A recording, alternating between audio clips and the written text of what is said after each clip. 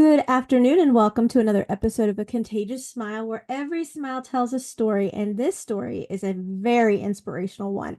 I couldn't wait to get Laura on here with me because her story is amazing. It's nothing shy of amazing. And what is amazing about it is it's very heartening what she went through in a very short period of time, but how she's come out on the other side. And so I can't wait to get into this with her and let everybody know your story. Laura, thank you so much for being here with us today. I really appreciate it. Oh, thank you for having me. I'm so excited to share my story with you and your listeners. Well, you are an author, you're a resilience coach, but you had to overcome four major, and I mean major life challenges. If I remember correctly, it was over like a 5 year period. Yes, Right. yes. I call them the double whammies because two of them happened, two happened at the same time, and a couple of years later, the other two happened during COVID. Well, So first, you had breast cancer. How are you now? mhm. Most importantly, how are you doing? I'm cancer free. Thank Good you. for Mhm, you. That's amazing. You look mhm. amazing. So Thank that's you. awesome. That's awesome. So you had breast cancer, and when all this was happening, you were getting a double mastectomy, Yes, correct? Okay. yes. Mhm. And it's so hard to talk about. Like just because when I was reading all about you, I was just like I wanted to hug you because it was just like, how did she keep it together? Just everything that you went through.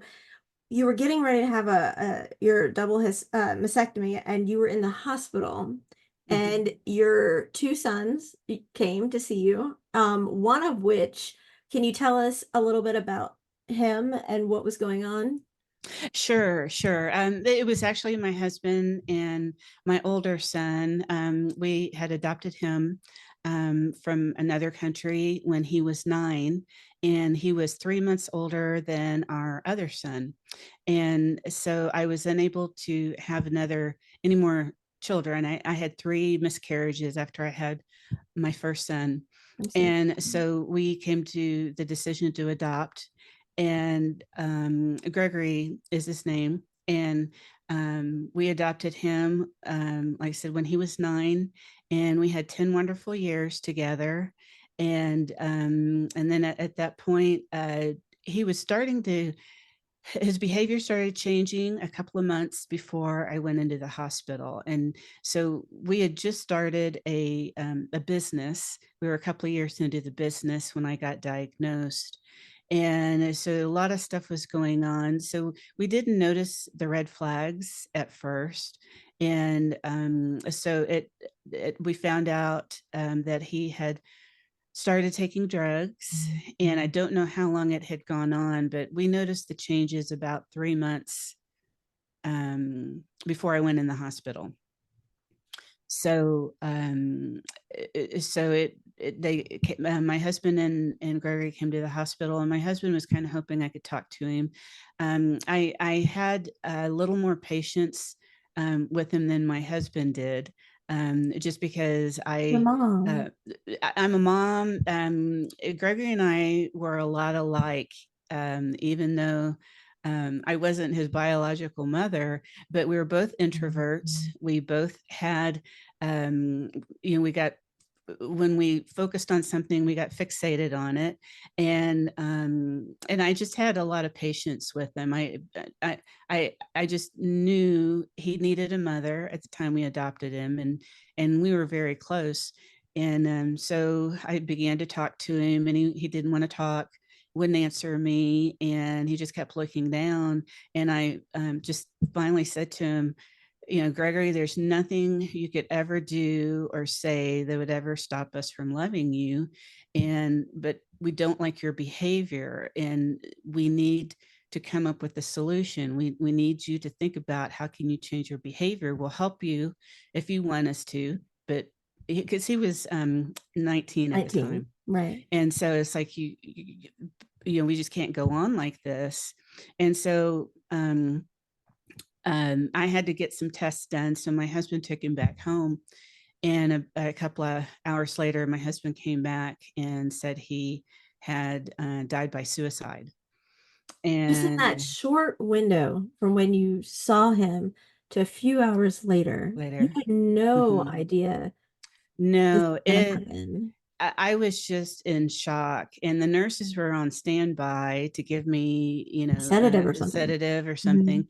They asked me, finally, it was just I felt like I was in shock. I was just trying to process it, and because it was like it can't be, and I tell with the story, I feel like I couldn't even cry. I mean, you're in that much shock Yeah, you're that processing. Right. And just you're shocked. processing it, and I felt, am I a bad mother because I'm not crying, or should I be hysterical? And the nurses, said, "Do you want anything?" And I'm like, "No, I don't want anything. I'm fine." And everybody just kept looking at me, I guess waiting for me to explode or something. And they were like, "Do you want us to postpone your surgery?" Because it was scheduled for the next morning. And I was like, "No, I've been dreading this surgery for so many months. I just rather get it over with." And I figured that was probably the best thing for me to do, was just to continue on with that. But yeah, it was completely unexpected. And it just completely caught me by surprise. But we were fortunate. The pastor from our church, he and his wife came when they first heard about it. They came to visit, and they had experienced the same thing about 5 years prior. And so it was so comforting, to have someone there who Who understood. understood, Absolutely. so it was very powerful, and helped tremendously. Right. Laura, let me first tell you that you don't have to have DNA to be a mom. That I, doesn't make I I that does know. not make Well, you a mom. I mean, trust me, I have a DNA mom who's not a mom. So, mm, I get that's true. it's very true. And did he overdose? How did he commit suicide? He shot himself. Our sons had, they were very close. Yeah, I saw that. We homeschooled. We they were very active in their Boy Scout troop. They became Eagle Scouts together. They When they turned 16, they went into the Army National Guard. My husband had been in the Guard and the Army Reserves too. So they went in um, together. And so we had guns in the house, but everybody knew how to use them. And evidently, that's what he did. He shot himself. And so yeah, it it was sad. I didn't want people to remember him by that, because for 10 years he was just a delight. He was so he has such a funny wit about him. He loved computers. I used to tell him, when are you gonna finish building that transporter, so we can go do a lot of traveling, and like Star Trek, what is it, where they get on the stage and travel over different places. And he would just laugh at me. And he was just a delight. He just got around some people that weren't a good influence. And when he fixated on something, it was, he just had tunnel vision. And I think he wanted to stop, but he couldn't. And How's your other son, Laura? he's fine. He took it really hard too, because like I said, they were very close. Um, uh, but my other son now, he is 27, and he just got married last year. And they're getting ready to have their first baby, but at the end of the month. So Congratulations to thank your you. mom. I know. Oh, I'm so excited. Dang. Is it a And boy or girl? it's a girl. So a Oh, boy mom having a first time granddaughter, you can write dang. spoiled on her name. Oh, of course. course. But my son is doing well. He was, at the time it happened, he was off on a training exercise, and so the chaplain came and talked to him, and they were very, very responsive about getting him any kind of help he needed to process, and he came home, and we dealt with it together. But now we remember the good times, and we have so many happy memories, and so we processed our grief, and we have peace of mind about it now. So now when we talk about him, it's it's a lot of fun and happy memories. And so, and that's how I got into becoming a mentor with youth who have experienced foster care and are transitioning out of foster care into adulthood. Now, as if that wasn't enough, because absolutely it was, then you find out you need to have a heart transplant. Yes. Well, I tell you that it was really good that I had breast cancer. And I know that sounds funny, but by going through the cancer treatments, the chemo treatments, it turned on a genetic marker for congestive heart failure. And so it took a while to figure that out. But I have an identical twin sister, and she had just been diagnosed with congestive heart failure about 2 years before I got diagnosed with breast cancer. And so I knew the chemo drugs were very, very strong and could damage my body. But unfortunately, I went to her cardiologist, and he said, this is just too many similarities, and referred us to the heart clinic here in town. And through multiple tests, they found out that yes, I did have congestive heart failure. It's genetic marker. We had our other younger brother tested and his kids. So not everybody has the marker, but we found out some of the kids do. And so basically what was happening is the chemo flipped that switch. I just that's how I describe it. It's like flip the switch on, and my heart was giving out. And so if I had not had breast cancer, I don't think that would have, either it wouldn't have shown up, or it would have shown up later on in life if something else triggered it, but we wouldn't have made that connection. So how And long did you have to wait on your heart to get your by the well, I got they diagnosed me with congestive heart failure um the fall of 2019. And so January 2020 is when they realized I need a heart transplant, and they put me on the transplant list. And honestly, at the time, I don't think I really realized how bad I was, and because they were pretty concerned and got me moved up to the top of the list. And I just thought it was because of the pandemic going on. But I went into the hospital on April 20th of 2020. 6 days later, they found me a heart.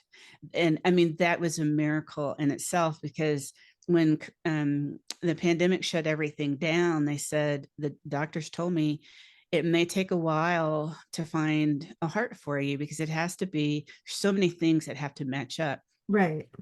And people are staying home, so they may not, it may take longer than expected. So I figured I'd be in the hospital 4 to 6 weeks, maybe. Yeah. 6 days later, they put a new heart in me. And 2 weeks later, I went home. Wow. Yeah.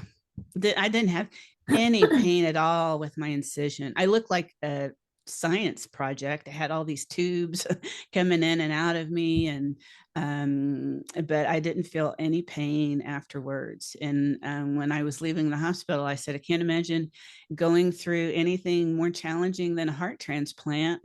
And then a month later, I found out my marriage was over. So, That yeah, had to come. It's such a huge shock. You were it, 27 years married, right?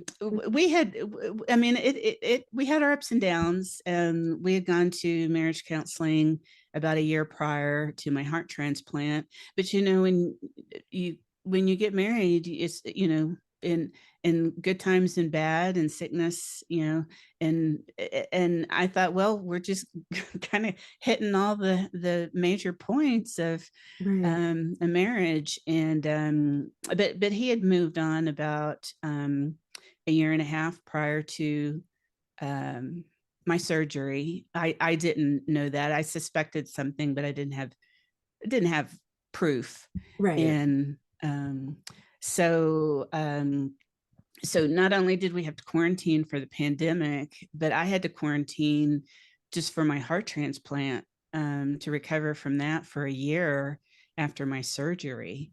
And so I moved in with my twin sister, and that's really when I went through, I got on that emotional roller coaster trying to process everything, because I didn't know a bunch of stuff at the time. And I'm like, how does he flip the switch going, well, it's been good, I'm moving on, see you sometime. And that's when things started coming to light. Uh, Shortly, a couple of months after that, I found a lot of stuff I didn't know was going on. And to add insult to injury, it was a woman he had hired to help him with the side business he had started, and then he wanted to bring her on to help with our business. And I think that, and when I suspected that, I would ask, are you having an affair with her? And he could look me straight in the eye and deny it. Just, and I thought, until I get proof, I can't do anything about it, right. and so yeah, so it yeah, I just went through a lot of emotions, and my heart doctors were concerned because I was supposed to really lower my stress. But I was gonna So my say, yeah, so my body didn't reject my new heart, or have any infections. And so it was a really, really turbulent time. how did you do it? What was your stress relief? Or what was your out, as some people call it? I just told well, once I went through all the stages of grief Mhm. with the divorce. And as things were coming to light, I hit that anger stage. And at first I was angry at him, but then I was angry at me, because I had this new heart, I had this new life, and I had to decide, am I going to be a victim and just keep suffering, or am I going to become a victor and pick myself up and move on with my life? Because he's already moved on with his. And that's when I realized I'm going to do this. I have my son, to live for. I have my siblings and their families. We're a close knit family, and I have so much to live. I'm almost 60. I'm old, but I'm not that You're old. not old. You're not old. I'm sure people are wondering, is your ex-husband still with that woman now? I think so. I don't know. I wanted a divorce as quickly as I could. Um and which was, fortunately, we were able to do. And I just decided, when that divorce was final, he no longer is in my life. Good for you. It's just, that's the cutoff. And I don't I I don't know. I don't even really, I can't even say I care. Yeah, you have a new um heart and he's not in it. right. And fortunately, you have a grown son, so I have no need for contact with him anymore. I'm not bitter about it, because once I made that decision, it's over. you know Live in the moment and look forward. The past is the past, you can't change it. And because of my faith, I gave all that anger, because I'll be honest, I wanted revenge. I wanted to get some of this stuff that I found out, in the public. And I realized that's not going to help me any. It's not going to help my son. Um, and I just realized that's something that I just need to let go of. And because of my faith, I'll let God take care of that part, and I'll concentrate on helping myself move forward. And that was that game changer, that the radical acceptance of, it is what it is. Now what are you going to do? And so that's what I started doing, was you know just figuring it out on my own, pretty much, because with COVID, I couldn't see that. I had gone back to the marriage counselor for individual counseling, so I didn't have to rehash, things that she already knew. But then I had problems with the insurance after the divorce, so I didn't have insurance for a year, so I couldn't see the counselor, couldn't get my follow-up visits from my heart transplant. Um, You would think those would and come in with the cost of the surgery, that all the post-op would come. Well, it's a long story, but in a nutshell, I had military insurance under my social, but there was a reason that there was a reason that it took me almost a year to find out that they had marked my record as having other insurance, and I didn't, and a form had to be filled out to mark that account. So when I figured out the process, I said, show me the form that I filled out. And 2 weeks later, I was able to enroll in insurance. So that was really frustrating, but yeah, so when somebody called me, the little clown doll that you punch, and it goes down Oh, it and pops bounces back back. up. Right. Yeah, well, I don't remember what the name of that was. I didn't know I had one when I was a child. And they said, it's like, man, it's like they just kept punching you down and you kept coming back up. I said, yeah, but sometimes I didn't come up real quickly, but sometimes I was like, I'm eligible for that. I deserve that. I'm going to get it. And you learn how to be creative when you feel like you're just hitting a wall everywhere. Right. But you always came back up. I did, but see, I'm stubborn. My parents used to always call me stubborn when I was older. I mean, when I was younger, and as I got older, I was selectively stubborn. And but I'm all about fairness, and sometimes those injustices are what really get under my skin, and I've had to learn how to deal with injustice, and I've learned how to either get around it or accept it and find another way. So what is Laura up to now? What are you up to, and what makes your heart smile, and what fun things are you doing? I love sharing my life lessons with other people, because I would never want anybody to have to figure it out like I did and go through the trial and error. And so I think I have found a process. I know it worked for me. It's just a 3-step process that I have broken down into basic steps to help you get started, and I call it that because when I was going through my stuff, I couldn't find anything.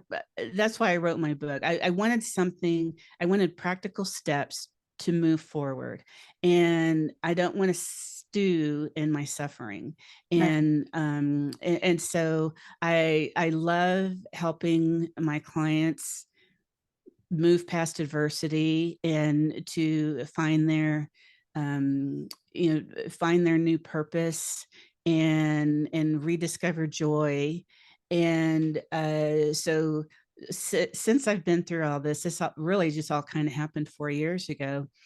I have rediscovered hobbies that I had put on the back burner. So started playing the piano again. Nice. I've crocheted some baby blankets for my new grandbaby, and I'm getting back into quilting.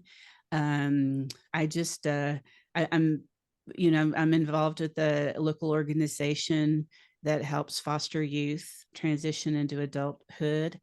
And I love traveling with my family. And I mean, I feel like I am really, truly living. I'm not existing anymore. And it's like, it feels so good. I just want others to get here. Yeah. Everybody's going to go through ups and downs, and to me a loss is a loss. It doesn't, I don't want people to look at me and go, well, I could never go through what you did, I could never bounce back. You can. If I can do it, you can too. And I want to show you how. I want to help you, because when you get over that wall um of despair and just hopelessness, and you realize there's a beautiful garden, a beautiful, you know green meadow, and all these beautiful flowers, and life is just amazing. And you can do it. It's I people have so much potential. I don't think they realize how much potential they have inside them. Tell us about your books and where we can find them. Yes, I wrote a book, Flourishing After Adversity, and it's all about my three-step framework. And you can find it on Amazon and Barnes and Noble. And if you go to my website, if you're in the United States, you can get a free copy of the paperback. Just pay $5 shipping and handling, and you'll get a free copy of my book. And I also, on my website, I also have a free resource, 20 key strategies for strengthening resilience and embracing change. These are some of the same strategies I learned to get over my challenges. And I also have some blogs to read. And so a lot of free resources there. That's fantastic. I want to make sure that we get all of the links in every which way possible that people can reach out to you. Do you offer like one-on-one coaching? Mm-hmm. Yes, I do. I also have coaching resources. I'm working on a workbook and the audio book for my book as well. My book came out in December of 2023. So lots of good things going on. You're a busy lady, absolutely busy lady. Well, I want to make sure that you do promise to come back on with us again. I would love We would to. love to have you. I love that. Before we went on, she goes, "Where are y'all from?" Because I heard Michael on one of the shows say, "Y'all," and what was the other thing? Whoop, What? whoop. And Yeah. I'm always like, what? Because he says something like, or oil. I can't even do it. Like he'll say it's a pillar, a pillar, pillar. And I'm like, what? Oh, I've known him 25 years. I'm like, what's a pillar? And I was like, I think of a pillar of strength, or, and he's like, no, that what you lay your head on. well, And I'm like, and that's a pillow. And he's like, it's a pillar. And I'm like, it's a pillow.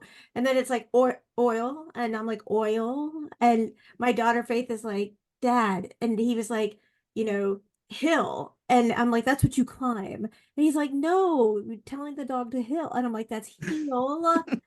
And it's just so funny. He's like, I'm just a simple redneck. So mm-mm.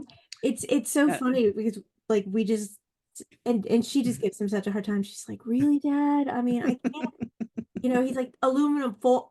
I can't. full, Foil. full, Yep. full. See? And then it's wrestling. Wrestling. That was like the one I got. And I'm like, it's wrestling. And he's like, Mhm. oh, it's not.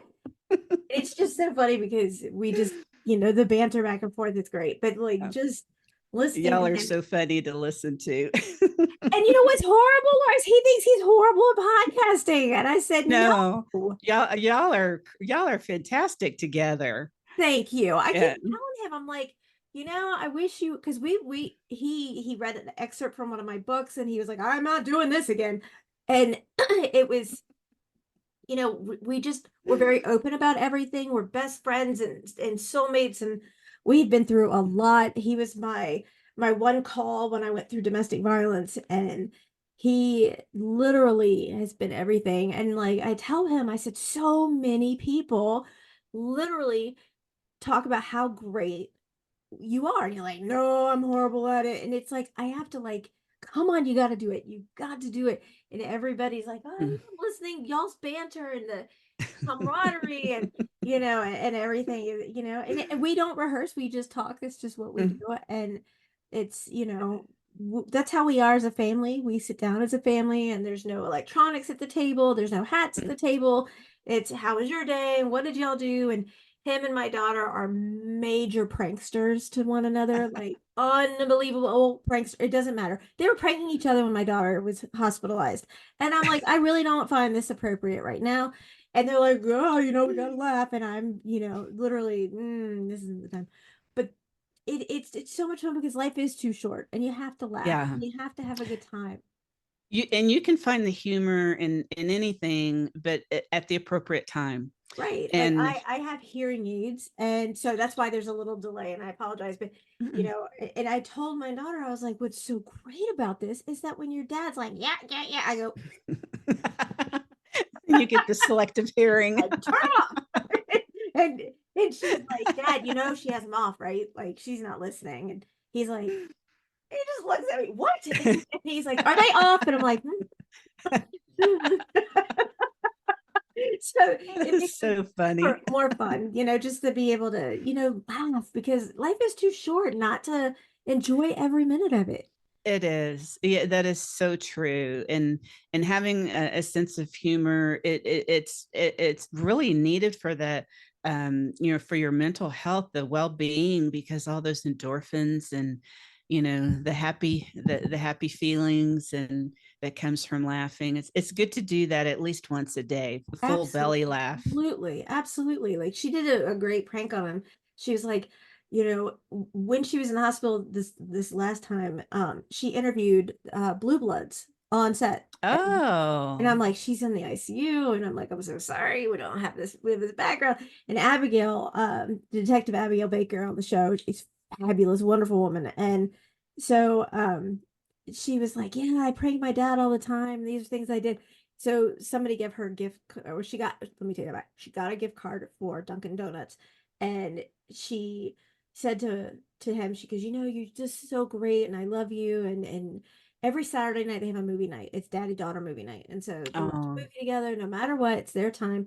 And so before he went to work one day, she's like, I just want to thank you so much for being my dad and I love you. And she gave him the card. So Oh. he calls and I can't lie to save my life. Like it's all over my face. I And so know. she didn't tell me what was going on.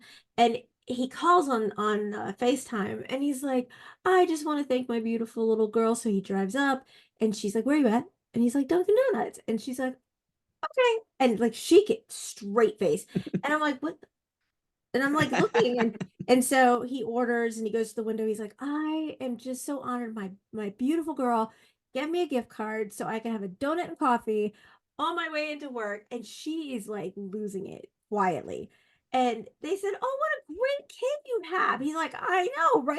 He hands them the gift card, and the lady goes, there's nothing on here. It's not even activated. And he goes, what? And now Faith, our daughter, is racking up. And they said, sir, this card's invalid. It's not even been activated. There's no money on this card. And Faith like reaches up and goes, not gonna help I have your wallet, is it? And this is what they do. And I'm like, are you proud of yourself? She's like, yeah, I kind of am. And I'm like, oh, okay. So, I mean, this is just every day. It's something else like this daily. So it's always fun and it's always, what's going to happen next. And, it's great to watch from the third side of it. Yeah, as I say, as long as they don't involve me, have at it. No, they know not to prank me. They won't do that again. So they learned the hard way. And so now they do not prank me. And that's really smart. And so they learned that, they don't want to go to that level because I come back with my pranking and they just realize it's not advantageous for them to take that level. So, they keep me out of it, but it's fun. Like when she came out of the hospital, she hates Barbie. She is a tomboy tenfold, and he took her room. She does art stuff too. And so her whole room was her artwork, and it was beautiful. And he took all of it down and decorated it in hot pink Barbie from the floor to the ceiling, the bedspread, like everything was Barbie. And she looks at me, and there's like 50 pink Barbie balloons all over the floor. And she looks at me, and I was just like, it's not worth going to jail for, sweetheart. Just kidding with her. And she just looks over at him and she goes, I was in the hospital for 5 weeks, and that's the best you got. And she Boy, grabbed they're ruthless. They are. So she grabs me and she's like, Mom, come with me into the bathroom. And I'm like, okay. And then she's like, I did not let him. And I was like, yeah, that was not good. And she was like, I will not let him have it. I will not let him have it. And so she's like, well, now we know where all this hot air went. And like, this was what they do. And she's like, you had to do Barbie, right? Just Barbie. That's it. Yeah. Okay. And then she was like, good try.